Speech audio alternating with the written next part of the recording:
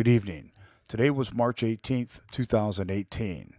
And there was no school shooting today because I failed to look at a calendar to see that March 18th fell on a Sunday. And of course, there was no school today, given that it was a weekend. So I made a huge error in my prediction for a school shooting today because obviously there was no school anywhere today. But tonight, the Parkland 5 appeared on 60 Minutes to push the gun control agenda. It's hard to watch it without getting a little angry because of the overt, obvious agenda. The kids were saying that they want gun control. They don't want teachers to be armed. They don't want restrictions on the Second Amendment. They want nobody to have a gun.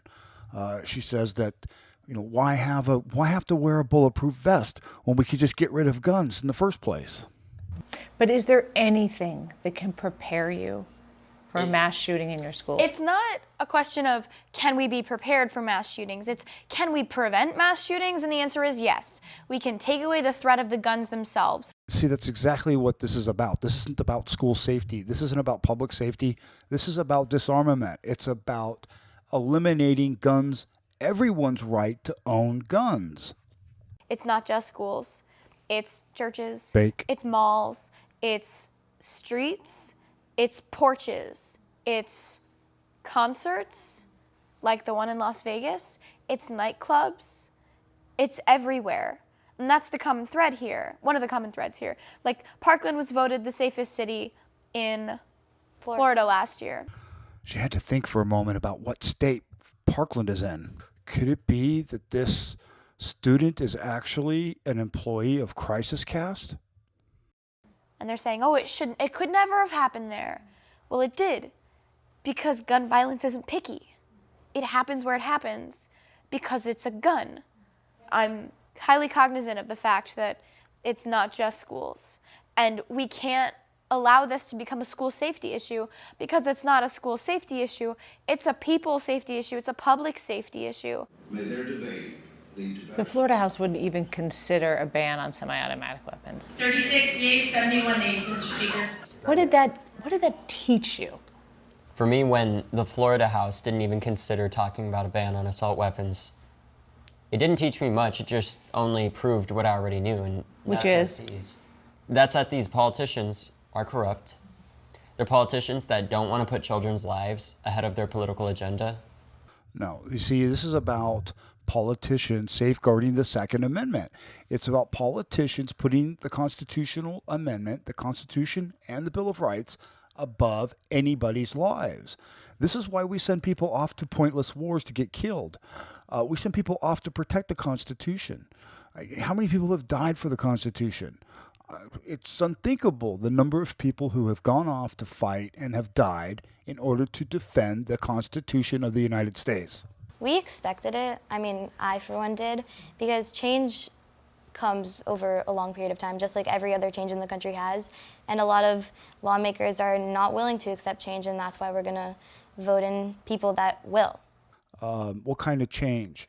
To take away people's rights and their freedoms, their civil liberties? That's not a change that I support. The Second Amendment exists to protect the country against enemies, foreign and domestic.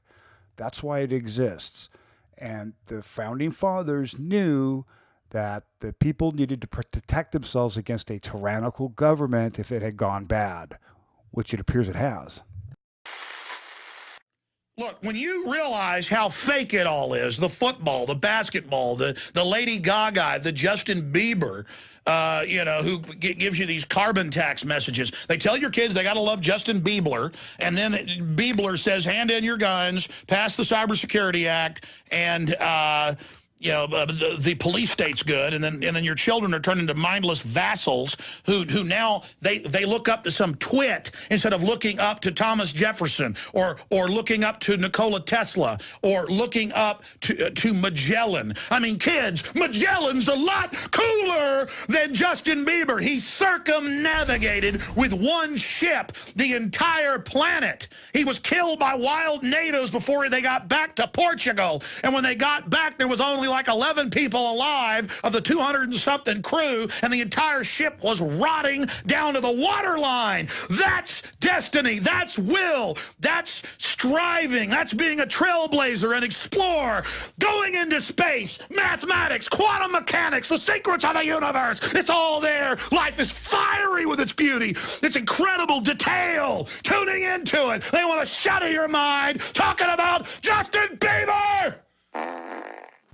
So last week, this Martin Shkreli character was sentenced allegedly to prison for 7 years, and they said that he cried and begged in court, and Twitter went crazy saying, people were tweeting, I want to see him cry in court. Are there any pictures or videos of him crying in court?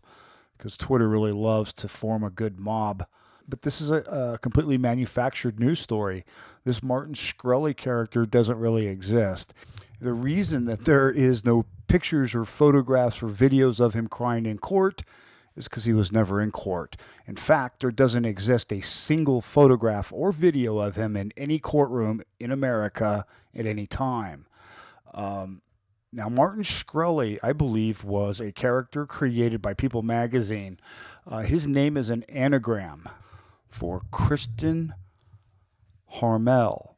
Now, Kristen Harmel was a writer for People magazine. Her Wikipedia page says she's been writing for People magazine since 2000.